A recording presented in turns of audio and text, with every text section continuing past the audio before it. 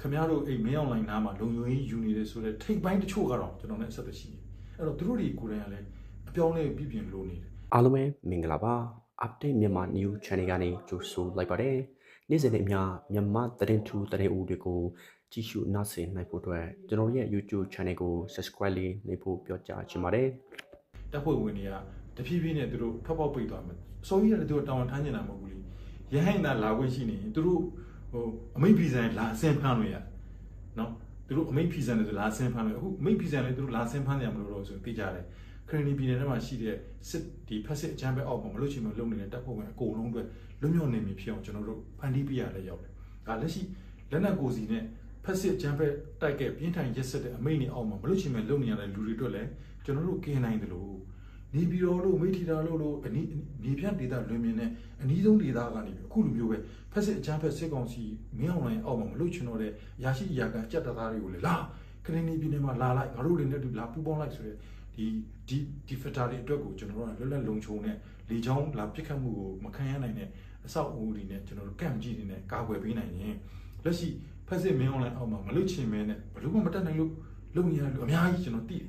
ဒီဘက်ကိုကူးလာဦးလေကျွန်တော်တို့ဘက်ကလည်းမကြွေးနိုင်ဘူးမပေးနိုင်ဘူးသူတို့မှလည်းစောင့်နေနေမိသားစုအရေးရရှိတော့မလုံချင်မနဲ့လည်းလုံနေရဒီလူတွေအားလုံးကိုကယ်ထုတ်ပြီးတော့အစီအစဉ်တပြကျွန်တော်လုံနိုင်မယ်ဆိုရင်လက်ရှိဖြစ်နေတဲ့မင်းအောင်လိုင်းဖက်စစ်တပ်ရဲ့ပြိုကွဲလူနီးနီးကြာဆုံးလူနီးနီးသူကိုယ်တိုင်လည်းလောက်ကြံခံရမှာကြောက်လုံးအားကြီးလို့သူ့လူသူမယုံတော့ဘဲနဲ့ဘယုဖရဲ့လဲလဲကွက်ဖြစ်နေတဲ့မင်းအောင်လိုင်းရဲ့ဘိုးဌာနချုပ်ကြီးလည်းအယူမီပိုင်းတို့ဖြစ်သွားမယ်ပြီးတော့တတိုင်းပြည်လုံးမှာရှိတဲ့စီးချင်းဝင်ကြလဲလုံးဝပြောင်းလဲသွားမှာဖြစ်တယ်ဒါကြောင့်မလို့ကျွန်တော်ကပြည်သူလူထုရောနိုင်ငံတကာထောက်ပို့လုပ်နေတဲ့လူတွေအားလုံးရောလက်ရှိ Cranny Point 5 project ဟာမြန်မာပြည်ရဲ့ကြားတဲ့ချီရေးချိန်မရှာအလဲအပြောင်းကိုပြောင်းလဲပေးနိုင်တဲ့တကူတက်တရှိလို့မဖြစ်မနေအရေးကြီးတာခုဆိုရင်ကက်ကြီး၃ပါးလို့ကျွန်တော်တို့ခေါ်တဲ့ယောဂဘေးလက်နက်ဘေးစစ်မဲ့ဘေး၃ခုစလုံးကိုတပြိုင်တည်းနီးနီးရင်ဆိုင်တွန်းလှန်နေရတဲ့ရာစုနှစ်တစ်ခုအတွင်းမှာအဆိုးဆုံးအခြေအနေတစ်ခုကိုကျွန်တော်တို့ရင်ဆိုင်ဖြတ်တန်းနေရပါတယ်ဒုတိယကမ္ဘာစစ်တုန်းကစစ်မီးနဲ့စစ်ဘေးနဲ့နော်ပလိတ်ယောဂဘေးလောက်သာရှိခဲ့တာပါအခုကတော့ကျွန်တော်တို့ကရာသူတုဘေးရောစစ်ဘေးရောအားလုံးစုံပြီးတော့ကြုံရတဲ့အချိန်မှာကျွန်တော်တို့အကြောင်းမျိုးမျိုးကြောင့်ဒီမြေမှာပဲမွေးဖွားကြီးပြင်းတူတုံစင်းဖြစ်ခဲ့ကြတဲ့မိတ်ဆွေအားလုံးကိုအလေးနဲ့ပန်ကြားလိုတာကတော့ဒီချိန်မှာကျွန်တော်တို့တွေဟာကျွန်တော်တို့ကန်ဆန်းညံလုံလရှိသလောက်ရှာဖွေစုဆောင်းခဲ့ရတဲ့ပစ္စည်းဥစ္စာငွေချေးစတာတွေကို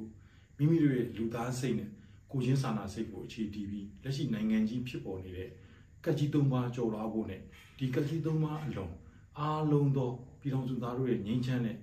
Federal Democracy နိုင်ငံတော်တည်ဆောက်ရေးအတွက်ကိုလည်းလုံလဥရဟတိုက်ပွဲတော်လိုင်းရေးဆင်နွှဲနေရတဲ့ကဏ္ဍအောက်မှာပါမိမိတို့ဆွမ်းသမျှစေတနာအပြည့်နဲ့ပါဝင်ကူညီဖို့အချိန်တင့်ပြီးပါဝင်ကူညီပေးဖို့လိုတယ်လို့ကျွန်တော်ပန်ကြားချင်ပါတယ်မိမိတို့ကွယ်လွန်သွားပြီးတဲ့နောက်မှာကောင်းကင်ဘုံသွားသည်ဖြစ်စေမြည်သည့်ဘာသာယူဝါဒရဲ့ယူဆရပဲဖြစ်စေကျွန်တော်တို့တွေဟာတည်ပြီးတဲ့နောက်ဘာမှယူသွားလို့မရပါဘူးဒါကြောင့်ကျွန်တော်တို့နောင်လာနောင်သားတွေအတွက်အခုချိန်မှာအလွန်အရေးကြီးနေတဲ့မုံတိုင်းပေးတဲ့ပြည်သူတွေတချို့ဆိုရင်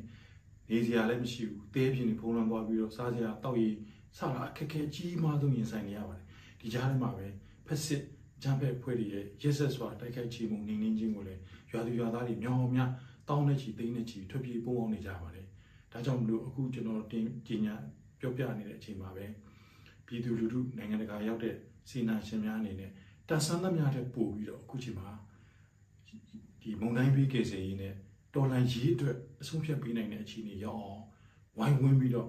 စိတ်ဓာတ်ကိုအိတ်ကက်ကိုအတူတူကကြိုးပမ်းပေးကြပါလို့ကျွန်တော်တို့တိုင်းပြည်ရဲ့နောင်လာနောင်သားတွေအားလုံးကျွန်တော်တို့ကဲ့သို့စိုးရတဲ့အနာဂတ်တွေစိုးရတဲ့အခြေအနေတွေမကြုံရအောင်များကိုအလင်းတင်တယ်လို့ကျွန်တော်တင်ဆက်ပေးမှာရောစကျွန်တော်လုံနိုင်တဲ့အကြောင်းအရာဖြစ်လို့လဲပါပါတယ်ဖြစ်နိုင်တယ်လို့ပြောပြလာပါတယ်ပေါ်ထုတ်လာပါတယ်အခုကျွန်တော်ပြောချင်တာကကျွန်တော်ဖက်စစ်ဂျမ်ဖက်တက်ထဲမှာရရှိဖြစ်စစ်သားဖြစ်တာဝန်ထမ်းခဲ့စဉ်ကကြားမြင်တွေ့ရှိခဲ့ရတဲ့ဖြစ်စဉ်တချို့နဲ့ဒီအယောင်ဆောင်အသွင်ယူပြီးတော့တံပြန်နှိမ့်နှင်းဖြိုခွဲခြင်းအလုပ်ကိုလုပ်လေ့လုပ်ထားရှိတဲ့ဆေးအာနာရှင်စစ်တပ်ရဲ့လူရဲ့အကြောင်းကိုနှိုင်းယှဉ်ပြောပြချင်တာဖြစ်ပါတယ် တောင်ပိုင်းတိုင်းစစ်ဌာနချုပ်မှာကျွန်တော်1998ကစပြီးတော့2003ခုနှစ်ထိကျွန်တော်ရှိပါတယ်တောင်ပိုင်းတိုင်းဆိုတာအခုပဲခူးတိုင်းမုံတို့ကြောက်ကြီးတို့ဒေသတခွင်ကိုထိန်းချုပ်တဲ့တောင်ပိုင်းတိုင်းစစ်ဌာနချုပ်ခမရ19စွာပေါ့ဒါပေမဲ့ကျွန်တော်ကစကက6လက်အောက်ခံဖြစ်တိုးတော့တောင်ပိုင်းတိုင်းစစ်ဌာနချုပ်ထဲမှာadminရှိပါတယ်ကျွန်တော်ကအဲ့ချိန်မှာဒူတိုင်းမှုဖြစ်တဲ့ဘုံမှုချုပ်သူရမောင်နီနော်ကရင်မျိုးသားဗုဒ္ဓဘာသာကရင်မျိုးသားကြီးပါသူတို့မိသားစုနဲ့တော်တော်လေးရင်းနှီးပါတယ်ရင်းနှီးပြီးတော့သွာလာဝင်ထက်ထိတွေ့နေနေအဲ့ဒီနာပတ်ဝန်းကျင်ကရာရှိကြီးတွေတောင်ရှိတဲ့စစ်သားကြီးတွေနဲ့စကားစမြည်ပြောဆိုရကနေအဲ့ဒီ94ကြားဝန်းကျင် KNU တပ်ဖွဲ့ကိုဖြိုခွဲဖို့အတွက်တန်းရွှေမဲ့အာနာရှင်စစ်တပ်ကဆောင်ရွက်ခဲ့တဲ့အသွင်ယူတပ်ရှုဖြိုခွဲခြင်းစစ်စင်ရေးအကြောင်းကိုကျွန်တော်ကြားသိခဲ့ရပါတယ်။ဘာလဲဆိုတော့အဲ့ဒီကာလတုန်းက KNU တပ်ဖွဲ့ကတော်တော်လေးဖက်စစ်တပ်ကိုတုံ့ပြန်တွန်းလှန်နိုင်တဲ့တိုက်ခိုက်နိုင်တဲ့အနေအထားရှိနေပါတယ်။ဟို DKBA တို့ဘာလို့မကွဲသေးဘူး။အဲ့တော့ DKBA အဖွဲ့ဖြစ်ခွဲထုတ်နိုင်ဖို့စစ်တပ်ကဘာလုပ်တယ်လဲဆိုတော့အဲ့ဒီကရင်ပြည်နယ်တဲကကရင်တိုင်းသားကြီးရွာတွေအထူးသဖြင့်ဗုဒ္ဓဘာသာကိုးကွယ်တဲ့ယုံကြည်မှုနတ်စားကိုးကွယ်မှုယုံကြည်မှုစရှိတဲ့ကရင်တိုင်းသားကြီးရွာတွေအနာကိုမြန်မာဖက်စစ်တပ်ကစစ်သားတွေက KNU ဝစ်စုံနဲ့ KNU ကင်ဆောင်တဲ့လက်နက်တွေကိုယူပြီးတော့အဲကရင်တိုင်းသားဗုဒ္ဓဘာသာကြီးရွာတွေအနာကိုသွားတယ်ရန်ကားတဲ့တပ်ဖြတ်မှုတွေမိုင်းထောင်မှုတွေကိုအမှတ်တမဲ့လိုမတော်တဆလိုရည်ရွယ်ချက်ရှိလုပ်တယ်လို့နဲ့တဖြည်းဖြည်းယောက်ျားစနစ်နဲ့လုပ်တာကအာနာရှင်ဖက်စစ်တပ်ကစစ်သားဝစ်ထားတာက KNU ဝစ်စုံကင်နာ KNU တနက်ထောင်တဲ့မိုင်းက KNU ရဲ့မိုင်းထောင်တဲ့နေရာကကရင်တိုင်းသားဗုဒ္ဓဘာသာတွေနေတဲ့ရွာချိန်မြေးခေါ်ပြီးတော့အကျန်းဖက်ရိုက်နှက်တာမျိုးဘာမျိုးပေါ့ဘာသာစကားလဲသူတို့ကျွမ်းကျင်နေတဲ့လူတွေထည့်သွင်းအသုံးချရလဲရှိတာပေါ့လေ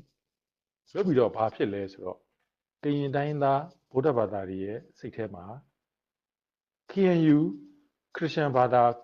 ကိုးကွယ်တဲ့ KNU တပ်ဖွဲ့စစ်သားတွေဟာငါတို့ကရင်တိုင်းသားဗုဒ္ဓဘာသာတွေပေါ်မှာရဲဆက်လှုပ်လာပါလားငါတို့အိမ်ချန်သားလေးမှာမိုင်းတွေထောက်ပြီးငါတို့တပ်ဖြတ်ဖို့ကြိုးစားလာပါလားဘာသာရေးအရတွေးကွဲမှုဖြစ်လာအောင်လှုပ်တာကဗမာစစ်တပ်ကလှုပ်တာဒီပဲမင်းအောင်လိုင်း sorry တန်းရွှေစစ်တပ်ကလှုပ်တာသို့တော့အဖြစ်မှန်ကိုမသိလိုက်တဲ့ကရင်တိုင်းသားတွေကဗုဒ္ဓဘာသာကိုးကွယ်တဲ့ကရင်တိုင်းသားတွေကတဖြည်းဖြည်းနဲ့ခရစ်ယာန်ဘာသာကိုးကွယ်တဲ့ KNU စစ်သားတွေပေါ်မှာယုံကြည်မဲ့လာအဲ့ဒီအချိန်မှာပဲတတ်ရှူဖို့အတွက်သူတို့ရည်ရွယ်ချီလွှတ်လိုက်တဲ့ဗုဒ္ဓဘာသာရေခြုံထားတဲ့ဘုန်းကြီးတွေကဝင်စည်းရုံးတယ်ကရင်နှဆားတဲ့ကိုးကွယ်တဲ့ကရင်တွေဗုဒ္ဓဘာသာကိုးကွယ်တဲ့ကရင်တွေကိုခရစ်ယာန်တွေလက်အောက်မှာမနေဖို့အတွက်ဗုဒ္ဓဘာသာကိုအချင်းချင်းစည်းစည်းလုံးနေကြဖို့ဆိုပြီးတတ်ရှူသွေးခွဲစည်းရုံးတယ်ဒါနဲ့ပဲအာနာရှင်စစ်တပ်ကလူလားချက်ဖြစ်တဲ့တတ်ရှူသွေးခွဲခြင်းမစ်ရှင်အောင်မြင်သွားပြီးတော့ DKBA ဆိုတာစပေါ်တယ်အဲကျွန်တော်သုံးသပ်ပြောချင်တာကအာနာရှင်ဖက်စစ်တပ်ဟာ90ကြာညီးပေါင်းစုံတော့နော်ညီးပေါင်းစုံဆိုတာဟစ်တလာနီးကိုလည်းသုံးဖို့အဆင်သင့်ရှိတယ်မူဆိုလိုနီနီးကိုလည်းသုံးဖို့အဆင်သင့်ရှိတယ်တရုတ်ကွန်မြူနစ်ကသူ့ရဲ့နိုင်ငံသားတန်းတစ်ထောင်ကျော်အသက်ကိုကေဖို့တန်း90တက်ရဆိုတဲ့သဘောမျိုးရိုက်သွင်းတဲ့ doctrine ကိုလည်းလိုအပ်ရင်3ကောင်းသုံးမယ်မြောက်ကိုရီးယားကအခုသုံးနေတဲ့ view တွေကိုလည်းလိုအပ်ရင်3ကောင်းသုံးမယ်ဘယ်အရာမဆိုသုံးဖို့သူ့အာဏာစက်နဲ့သူ့ရဲ့စစ်တပ်မျိုးနွယ်စုသားမြန်မာနိုင်ငံအာဏာကိုဆက်လက်ချုပ်ထိန်းထားရင်းနဲ့သူခိုင်းတာတော့လို့တိုက်တဲ့အစိုးရတက်ဆိုတဲ့နောက်ွယ်ကတရုတ်ကွန်မြူနတီရှိသမျှသူတို့လှုပ်ချင်ရလုပ်မဲ့အနေထားငါဗျူဟာတွေကျင့်သုံးသွားမှာဖြစ်ပါတယ်ဒါကိုကျွန်တော်တို့သိရှိပြီးတော့အခုဖြစ်ပေါ်ခဲ့တဲ့ညောင်မင်းသားလူစုလိုက်ပြလိုက်တပ်ဖြတ်မှုဖေခုံမြို့နယ်အတွင်းကလူစုလိုက်ပြလိုက်တပ်ဖြတ်မှုတခြားသောဒေသတွေမှာကြိုကြားဖြစ်ပေါ်လာတဲ့လူစုလိုက်ပြလိုက်တပ်ဖြတ်မှုတွေအားလုံးရဲ့လက်တွေတရားခံဟာထပ်ပေါက်ပိတ်နေပြီဖြစ်တဲ့ဖက်စစ်အကြမ်းဖက်မင်းအောင်လှိုင်တက်ကလှုပ်ဆောင်ချက်ဖြစ်ပါတယ်ဒီဟာနဲ့ပတ်သက်လို့ကျွန်တော်ကပြီးခဲ့တဲ့တရက်ကလန်ဒန်မှာနေတဲ့တက်ကြွလှုပ်ရှားသူမိတ်ဆွေတယောက်နဲ့စကားပြောဖြစ်ပါတယ်ကျွန်တော်တလောကဆွေးနွေးတင်ပြတဲ့စစ်တပ်ဒီတသိန်းခွဲလောက်လုံးကိုတပ်ဖြတ်နှင်းပြီးတော့ကျွန်တော်တို့အနိုင်ယူမယ်ဆိုတဲ့ရည်ရွယ်ချက်ကိုကျွန်တော်လက်မခံဘူးတကယ်ထိပ်ပိုင်းတာဝန်ရှိတဲ့သူတစုတစ်ဖွဲ့တချို့ထောင်ကနန်းတောင်ကနန်းဖြစ်ရင်ဖြစ်မှာပေါ့ဒီလူတွေလောက်ကိုအားလုံးကိုချုပ်ပြီးအားလုံးဆိုတာကျွန်တော်ပြောချင်တာက အခုဖြစ်နေတဲ့တက်တဲကပဲလက်ရှိဖက်စစ်တက်တွေကပဲကျွန်တော်နဲ့ဆက်သွယ်ရလာတဲ့လူတွေရဲ့ပြောချက်ချက်အရကျွန်တော်ထပ်မံပြီးတော့ပဲ့တင်ထိုက်ရရင်ဒါထဲမှာအခုလုံးဝစိတ်တပံဆိုင်ရာဖျို့ပြဲပြိုလဲကုန်ပါပြီသင်တန်းကျောင်းတွေကစလေ့ကျင့်ရေးကျောင်းတွေကစကျောင်းမှာသူတို့ရဲ့ AACC အုပ်ချုပ်မှုလုပ်ငန်းတွေအုပ်ချုပ်မှုနဲ့ထုတ်လုပ်ရေးလုပ်ငန်းတွေမလုပ်နိုင်တော့ဘဲနဲ့အကုန်လုံးစစ်စင်ရေးကိုတော်တော်ပါဆွဲထုတ်လာကြတဲ့ကြောင့်နော်တချို့တပ်ဖွဲ့တွေမှာဖျို့ဖျဲနဲ့သူလုံးလေလို့ထားမရှိတဲ့စစ်စင်ရေးကာလတွေမှာဒုက္ခတွေအကြီးကြီးရောက်ပြီးတော့မင်းအောင်လှိုင်ကိုချိန်ဆနေကြပါတယ်အချိန်မရွေးပြည်သူတပ်ကာကွယ်တပ်ဖွဲ့တွေဝင်ရောက်နှိမ်နှင်းမှာကိုကြိုးဆိုနေကြပါတယ်တအားလုံးကိုကျွန်တော်ဆိုလိုတာမဟုတ်ဘူးနော်တပ်အများစုကအဲ့လိုမျိုး PDF တပ်ဖွဲ့တွေကစစ်တပ်တွေကိုဝင်တိုက်မှာကိုမျှော်လင့်နေကြပါတယ်ရတဲ့သမျှတနက်ရောရောင်မှုကြည်ဖောက်ခွင့်ရလာတဲ့အချိန်မှာသူတို့ကိုယ်တိုင်သူတို့စစ်ကောင်းဆောင်တွေကိုနှိမ်နှင်းပေးပါမယ်တပ်ဖြတ်ပေးပါမယ်ဆိုကျွန်တော်ဂရုပြုလာတဲ့စစ်သားတွေအများကြီးရှိနေပါတယ်ဒါကြောင့်မလို့အခုညောင်မင်းရောကိစ္စမျိုးလို့ဖြစ်လာလေနည်းနည်းဖြစ်လာလေပြည်သူတွေကပို့ပြီးလုံခြုံရေးတတိရှိနဲ့ဒီအကြမ်းဖက်စစ်ကောင်စီတပ်ဖွဲ့တွေရောက်လာပြီဆိုတာနဲ့ရှောင်ရှားနိုင်မှုလည်းလိုသလိုဒေသထဲမှာလှုပ်ရှားနေတဲ့ PDF တပ်ဖွဲ့တွေကလည်းပဲကာကွယ်တပ်ဖွဲ့တွေကလည်းပဲပကဖတွေကလည်းပဲမိမိတို့ရဲ့ uniform တစ်စိတ်ကိုအခုလိုအယောင်ဆောင်ပြီးလုတ်တက်တယ်ဆိုတဲ့စစ်ကောင်စီရဲ့လုပ်ရက်ကိုကြိုတင်ကာကွယ်နိုင်မှုအတွက်သတင်းချက်လက်တွေပူးပေါင်းဆောင်ရွက်မှုတွေနေနေလှုပ်ရှားမှုအကွာဝေးခွင့်တွေဒါတွေအားလုံးကိုတည်တည်ချာချာချိတ်ဆက်ပြင်ဆင်ပြီးပြည်သူလူထုထိခိုက်မှုလုံးဝမရှိအောင်နဲ့စစ်ကောင်စီတွေအခုလိုထိုးပေါက်ဝင်ရောက်လာပြီးအယောင်ဆောင်တပ်ဖြတ်မှုမျိုးလုံးဝမပေါ်လာအောင်လုံခြုံရေးတတိရှိဖို့လိုအပ်တဲ့အကြောင်းဆရာဆွေးမှုအကျူးလွန်ဆုံးနိုင်ငံတကာကလည်းစောင့်ကြည့်အရေးယူနေတာလေးတန်းဖြစ်ပြီးဘာမှရောက်မလာသေးတဲ့အခြေအနေမှာကျွန်တော်တို့ပြည်သူဟာပြည်သူပဲရှိပါတယ်ပြည်သူဒါလင်အဓိကဖြစ်တဲ့အတွက်ကြောင့်ကျွန်တော်တို့အားလုံးခုချိန်မှာကကြီး၃ပါးရင်ဆိုင်နေရတဲ့တိုင်းပြည်ဒီအန္တရာယ်တွေကကြော်လွှားနိုင်ဖို့ဒီအခြေအနေမှာအားလုံးခံယူချက်ရှိယုံကြည်ချက်ရှိနောင်လာနောင်သားတွေကိုချစ်တဲ့ဉာဏ်တို့တံမိုးထားတဲ့စိတ်ကိုအမှန်ကန်ဆုံးဆက်တန်ဆုံးအသုံးချပြီးတော့ဝိုင်းဝန်းခွန်အားပြေးချဖို့လိုပြီးလို့ကျွန်တော် live အစီအစဉ်နေပြောကြားချင်ပါတယ်ရှေ့ဆက်ပြီးတော့လည်းသတင်းသုံးသပ်ချက်တွေနဲ့ဖြစ်ပေါ်လာတဲ့တိုက်ပွဲတွေပေါ်မူတည်ပြီးတော့မကြတင်ပြပေးသွားမှာဖြစ်ပါတယ်တော့ပြည်သူများကဝိုင်းဝန်းပြီးတော့လိုတဲ့နေရာကကုညီစူးစမ်းပေးဖို့သာလိုအပ်ပါတယ်ဆိုတဲ့အကြောင်းပြောကြားချင်ပါတယ်အားလုံးလုံခြုံရေးတတိရှိပါကျွန်တော်တို့ရဲ့အနာဂတ်ရောင်နေဟာလက်တကမ်းမှာရောက်နေပြီဖြစ်ပါတယ်မင်းအွန်လိုင်းဖက်စစ်တပ်ရဲ့ကြာဆုံးခန်းဟာမင်းအွန်လိုင်းဖက်စစ်တပ်ကိုလုံးဝအသွင်ကူးပြောင်းပြီးတော့ကျွန်တော်တို့ရဲ့နိုင်ငံတော်တည်ဆောက်နိုင်တဲ့အခွင့်အလမ်းဟာကျွန်တော်တို့လက်တကမ်းမှာရောက်နေပြီ